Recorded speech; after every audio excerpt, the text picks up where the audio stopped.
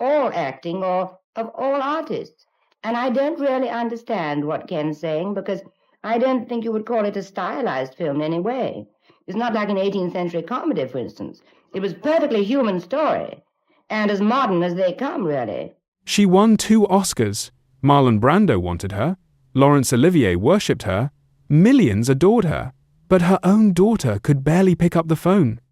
Vivien Leigh abandoned her child for fame, for love, for a life that looked perfect from the outside.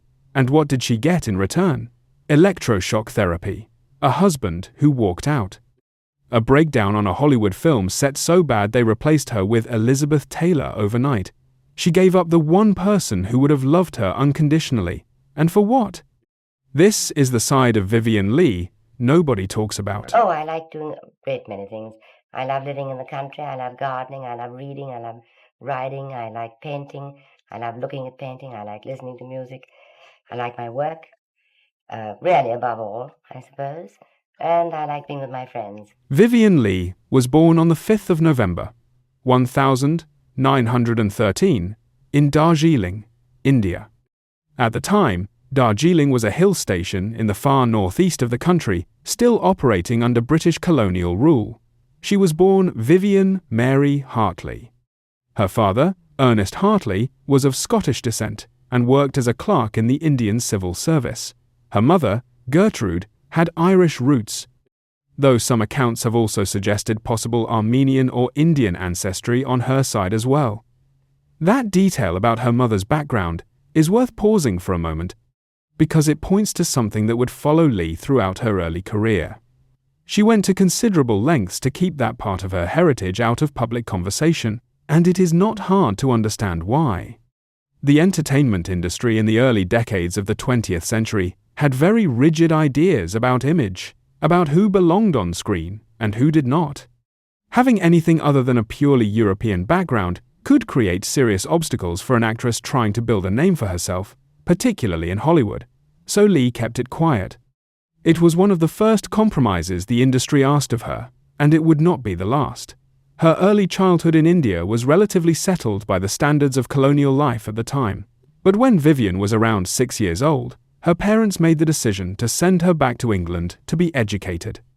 She was enrolled at the Convent of the Sacred Heart in Roehampton, a respected Catholic boarding school on the outskirts of London. For a young girl who had grown up in India and was now placed in an unfamiliar country surrounded by strangers, the adjustment must have been hard enough on its own. What made it considerably harder was what happened after she arrived.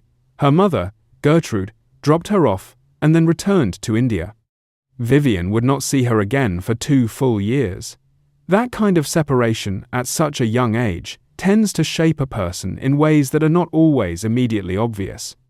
In Vivian's case, it seems to have pushed her toward the friendships she formed at school, using those relationships to fill in some of what was missing from home. By most accounts, she was a bright and sociable girl, comfortable talking to people and genuinely engaged with the world around her. She was also, even at that age, completely clear about what she wanted to do with her life. She told her classmates, without any apparent hesitation, that she intended to become a great actress. Most children say things like that and move on. Vivian meant it. After finishing school, she went on to study at the Royal Academy of Dramatic Art in London, one of the most highly regarded drama training institutions in the country. It was the logical next step for someone with her level of ambition, and it offered the kind of formal foundation that a serious acting career needed. But her time there was cut short, and the reason was straightforward. She met someone. In the early 1930s, Vivian became involved with a barrister named Herbert Lee Holman. He was educated, well-connected, and moved in respectable social circles. He was also 13 years older than her. Despite that gap, or possibly because of it, the relationship developed quickly. Vivian made the decision to leave the Royal Academy of Dramatic Art to be with him. It was a significant thing to walk away from, a place at one of the leading drama schools in the country.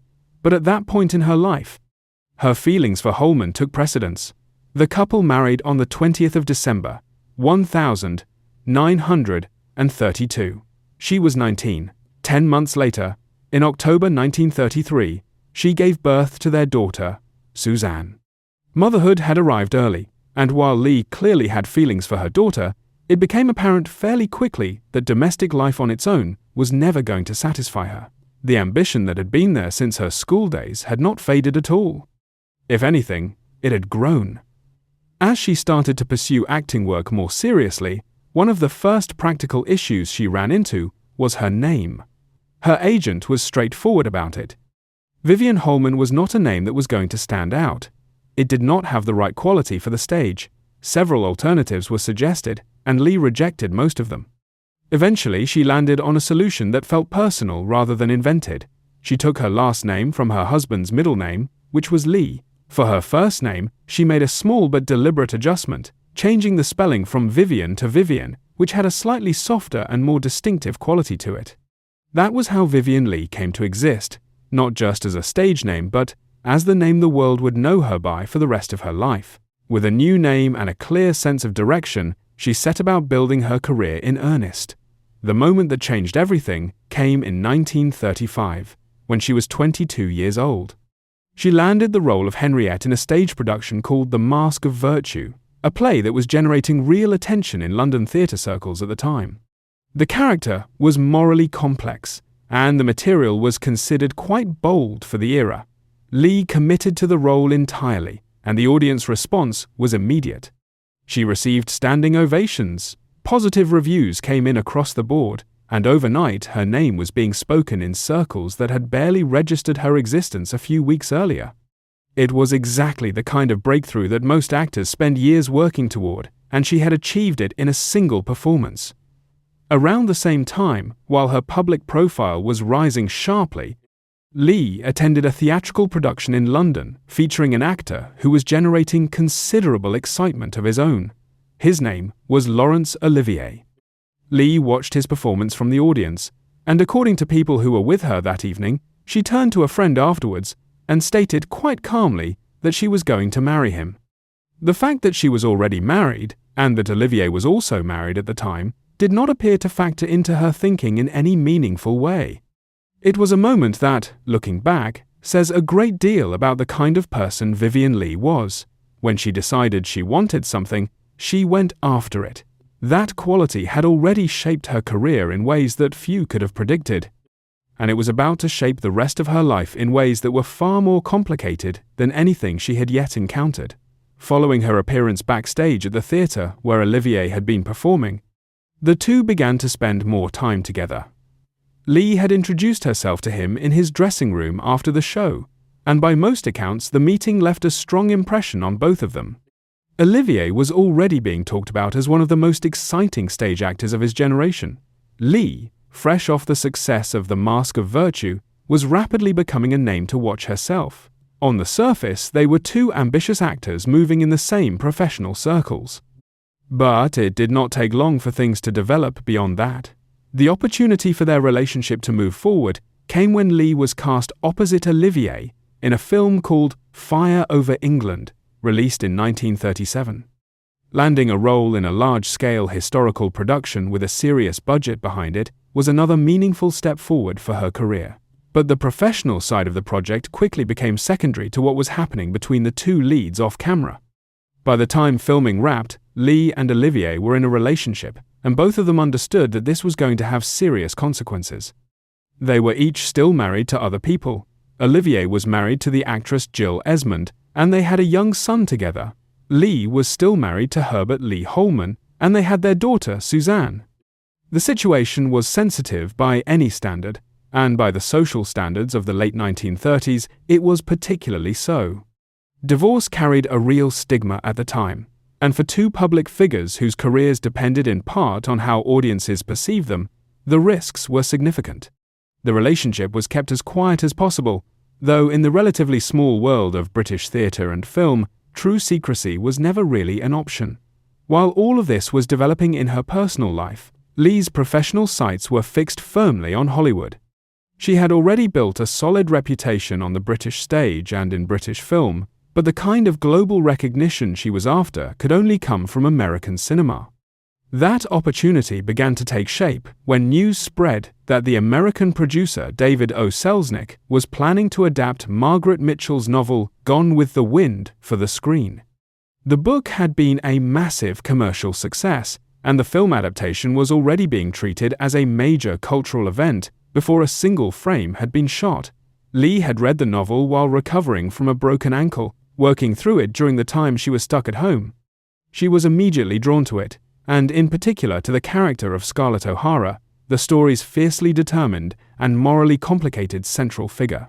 By the time she finished the book, she had made up her mind. She wanted that role. This was not a passing thought. It was a decision, and she pursued it the same way she had pursued everything else that mattered to her. The search for an actress to play Scarlett O'Hara had taken on a life of its own by that point.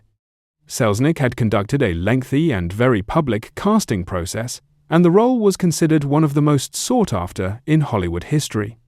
Hundreds of actresses had been considered or tested, including some of the biggest names in American film at the time. Leigh was not an obvious candidate as far as Selznick was concerned.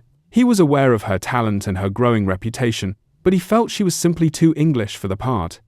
Scarlett O'Hara was an icon of the American South, and the idea of a British actress taking on that role struck him as a potential problem. After an initial approach on her behalf, Selznick essentially moved on and considered the matter closed. It was not closed. Leigh continued to push, and an important connection helped her get a foot in the door. Selznick's older brother Myron happened to be Laurence Olivier's agent, which gave Leigh a direct line into the producer's inner circle.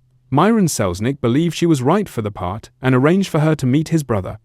That meeting led to a screen test, and what Selznick saw in that test was apparently enough to set aside whatever reservations he had been holding on to. Vivien Leigh was given the role of Scarlett O'Hara.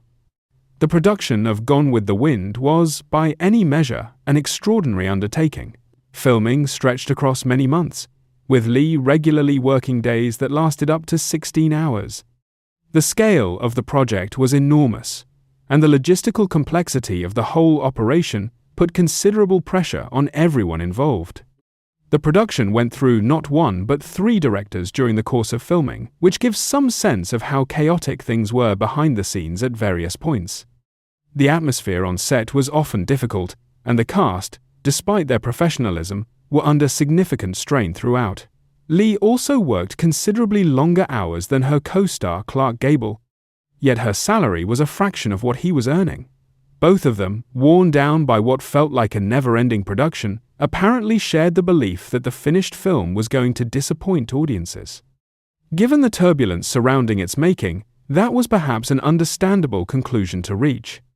They were, however, completely wrong. Gone with the Wind was released in December 1939 and became an immediate sensation. It drew audiences in extraordinary numbers and received widespread critical praise. When adjusted for inflation, it remains to this day the highest-grossing film ever made, a fact that speaks to just how deeply it connected with the public at the time. For Leigh, the film delivered everything she had hoped for, and more. Her portrayal of Scarlett O'Hara was widely praised as the defining performance of the film, a display of emotional range and sheer intensity that left a lasting impression on everyone who saw it. The recognition came at the Academy Awards in February 1940. Leigh was 26 years old when she collected the Oscar for Best Actress, making her one of the youngest recipients of that award at the time. It was a remarkable achievement for someone who had only recently broken into the international film industry, and it firmly established her as one of the leading actresses of her generation.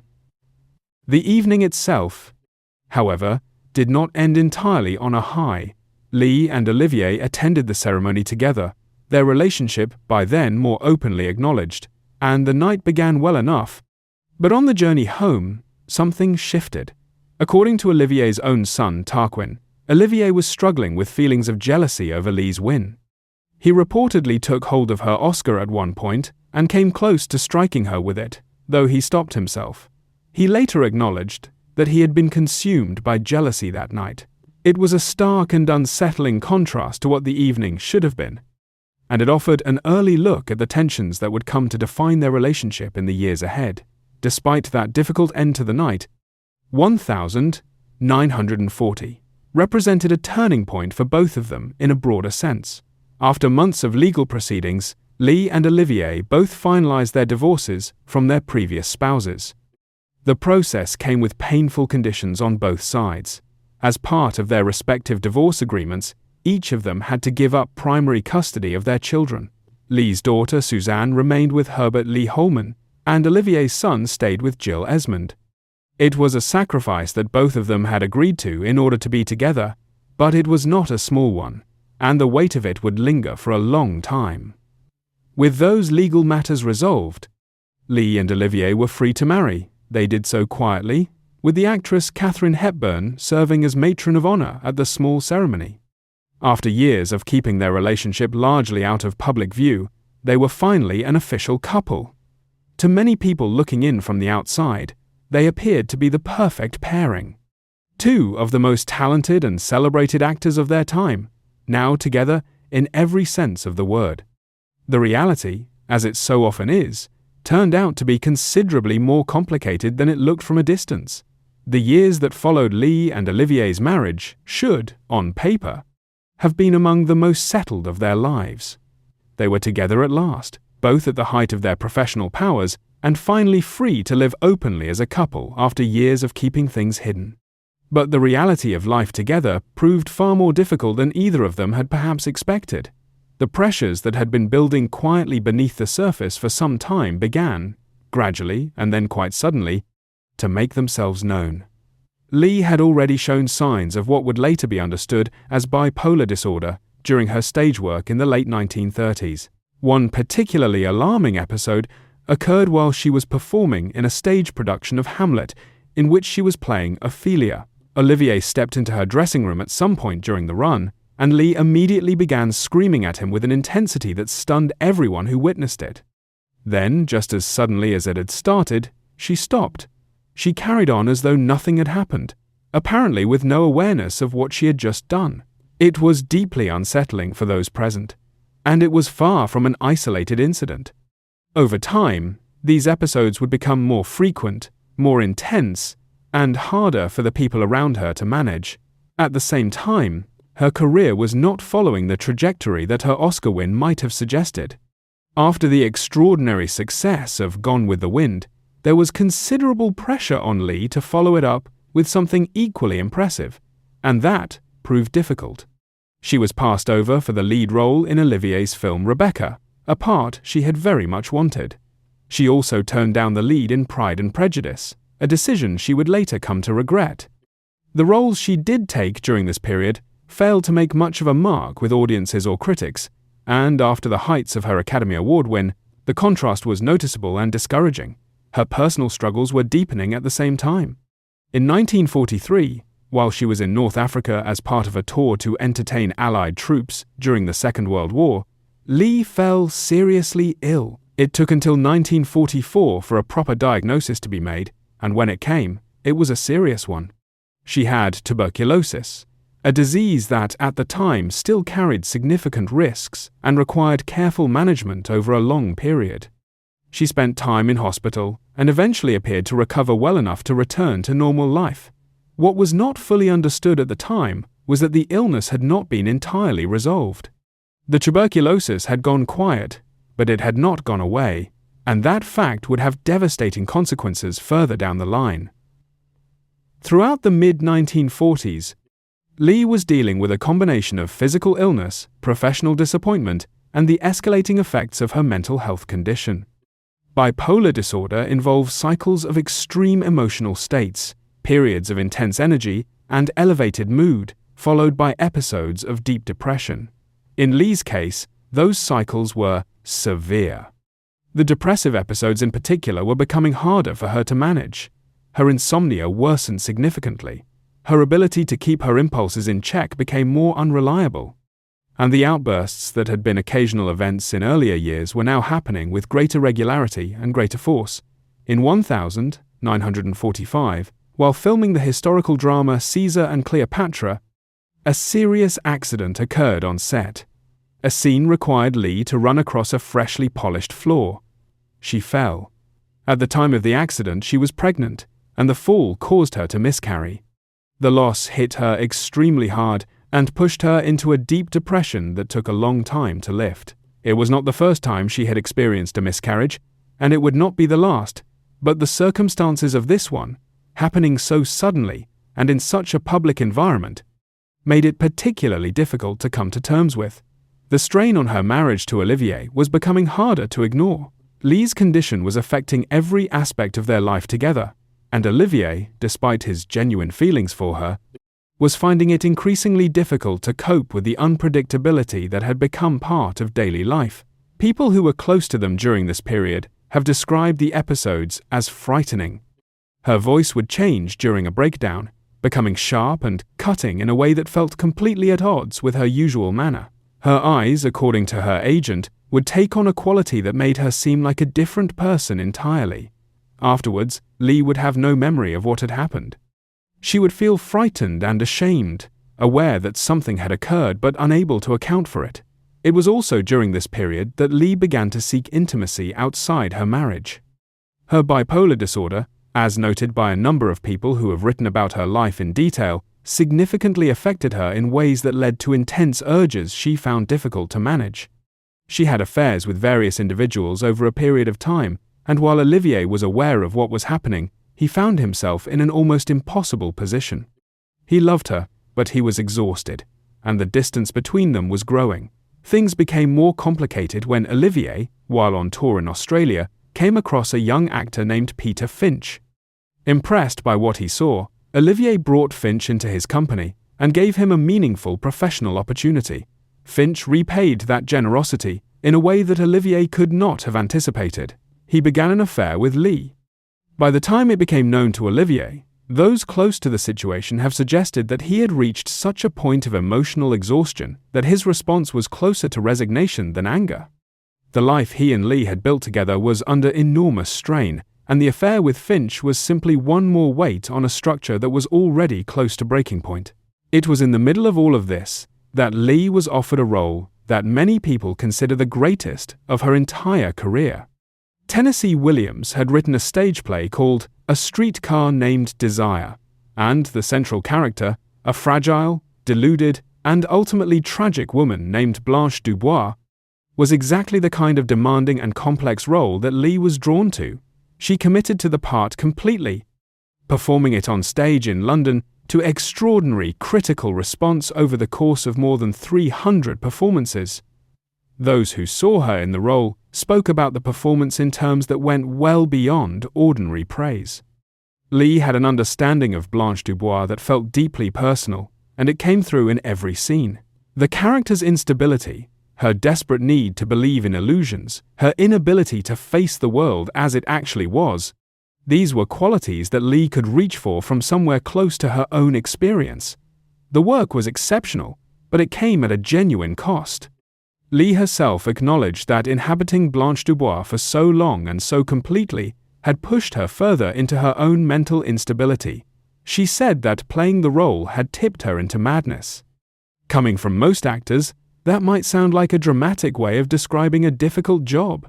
Coming from Leigh, in the context of everything she was living through at the time, it was something closer to a statement of fact. When Hollywood decided to adapt the play for the screen, Leigh was not the director, Elia Kazan's first instinct for the role. He had reservations about whether her stage performance would translate to film, and there were questions about whether an American studio would want a British actress in a story so rooted in American experience. Leigh was not deterred.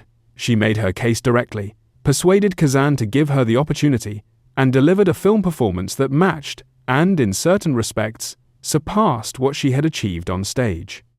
Her co-star was Marlon Brando, who was already being spoken of as one of the most exciting actors of his generation. Brando later said that he had considered pursuing a romantic involvement with Leigh, but had held back out of respect for his friendship with Olivier. Whether or not that account is entirely accurate, it speaks to the impression Leigh made on those she worked alongside. The film was released in 1951, and the response to Leigh's performance was the kind that only comes when an actor does something genuinely exceptional. She received her second Academy Award for Best Actress, becoming one of a very small number of performers to win the award more than once. It was a remarkable professional achievement by any standard. particularly given everything she had been carrying in her personal life during the years it had taken to get there. But just as had happened after her first Oscar, the professional high was followed almost immediately by a period of real darkness. The pattern was becoming a familiar one in Leigh's life, a surge upward followed by a fall. Success shadowed so closely by suffering that the two had become almost impossible to separate. The years ahead would make everything she had already been through look, by comparison, manageable. The professional triumph of her second Academy Award did little to slow the deterioration that was happening in Leigh's personal life. If anything, the gap between her public image and her private reality had never been wider. To the outside world, she was still one of the most celebrated actresses of her generation, a two-time Oscar winner with a body of work that most actors could only dream of. Behind closed doors, the situation was becoming increasingly difficult to manage, and the years ahead would test everyone around her in ways that none of them had fully prepared for. In 1953, Leigh was cast in a film called Elephant Walk, a production that was expected to mark her return to major Hollywood cinema. Instead, it became the setting for one of the most severe breakdowns of her life. On location, her mental state deteriorated rapidly. Her insomnia, which had been a persistent problem for years, worsened to a point where those around her grew genuinely concerned. She began to experience paranoia, losing trust in the people closest to her, and interpreting ordinary situations as threats. At certain points she was hallucinating. Olivier had not accompanied her to the shoot, and his absence left her without the one person who, whatever the difficulties between them, had some familiarity with how to handle her during these episodes. In his place, she found comfort in the company of Peter Finch, her former lover, who was also part of the cast. Paramount Studios, faced with a production that could not afford to stop, made the decision to replace her. The actress brought in to take over her role was Elizabeth Taylor. Leigh was placed on a flight back to Los Angeles, and during the journey her distress became so severe that those on board found the situation extremely difficult to handle. She was completely unable to contain what she was experiencing, and by the time she arrived back in England, it was clear that she needed immediate professional help. Olivier, faced with a situation that had gone beyond anything he could manage on his own, made the decision to have her admitted to a psychiatric facility. She spent 3 months there, during which she underwent multiple sessions of electroshock therapy. The treatment was far more commonly used at that time than it is today, but its effects on the patient were significant and often deeply distressing. The news of her breakdown became public, as it almost inevitably would give the level of attention her life attracted, and the coverage that followed was not always handled with care or sensitivity. Her marriage to Olivier did not survive the years that followed. The two of them had been through an enormous amount together, and Olivier had stayed far longer than many people in his position might have. But, by the mid-1950s, the relationship had reached a point that neither of them had the energy to push past. In 1956, Leigh suffered another miscarriage while performing in a Shakespearean production on a European tour, and the loss sent her into another severe depressive episode. During a touring production of Titus Andronicus, she experienced a breakdown serious enough to draw public attention, with incidents that those around her found genuinely frightening and impossible to contain. Olivier, after nearly 2 decades together, finally reached the end of what he was able to give. He left Leigh and went on to form a relationship with the actress Joan Plowright. Looking back on the relationship in later years, Olivier said that he had never loved anyone as deeply as he had loved Vivien Leigh. But he also acknowledged that her illness had made it impossible for him to stay. It was not a clean or simple ending, and by all accounts it was not a painless one for either of them.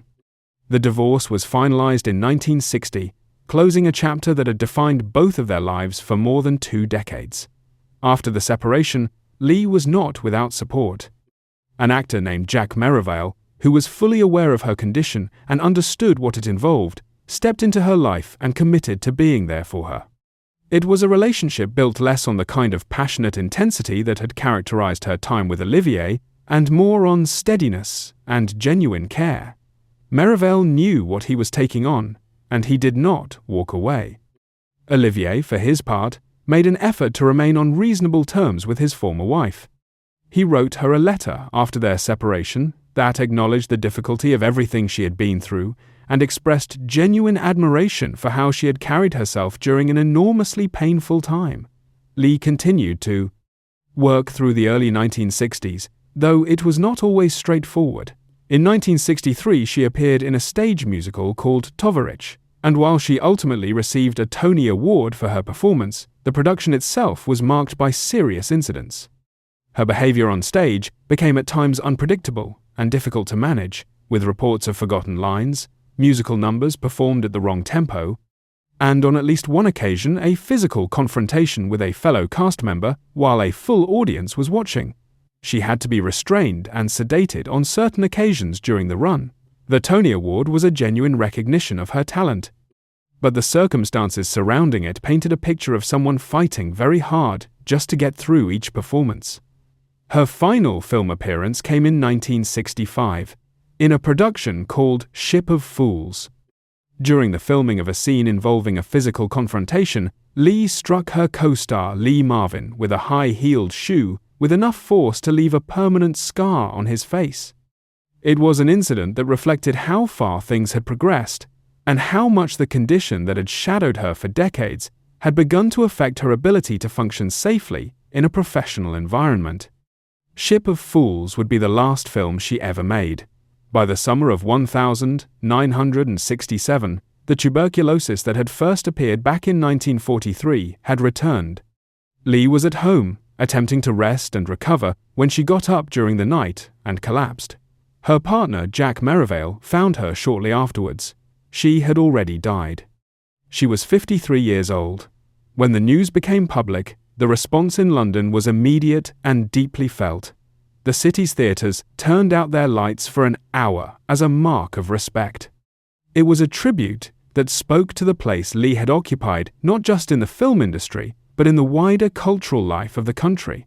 Olivier, despite the years that had passed since their separation, travelled to pay his respects and helped Merivale with the arrangements for her funeral. Her ashes were scattered near her home, a place she had loved. In the weeks before his own death, many years later, Olivier was reportedly watching one of Leigh's films when he began to cry. He said simply that what he was watching was love. Leigh had expressed something similar from her own side at various points during her life. She once said that she would rather have lived a short life alongside Olivier than face a long one without him. Whether that feeling had sustained her through everything she endured is impossible to know, but it is clear that the connection between them was one of the most defining realities of her life. As complicated and as painful as it so often was, Vivien Leigh left behind 2 Academy Awards, a Tony Award, and a body of work that continues to be studied and admired by people who were not even alive when she made it. She played some of the most demanding roles in the history of film and theatre, and she did so while carrying a weight of personal suffering that very few people around her fully understood. The woman who portrayed Scarlett O'Hara and Blanche Dubois with such force and conviction was, in her own life, navigating something far more difficult than any script had ever asked of her. She gave everything she had, on stage, on screen, and in the life she lived between performances, and the price she paid for that was an enormous one. What remains is the work, and the work is extraordinary.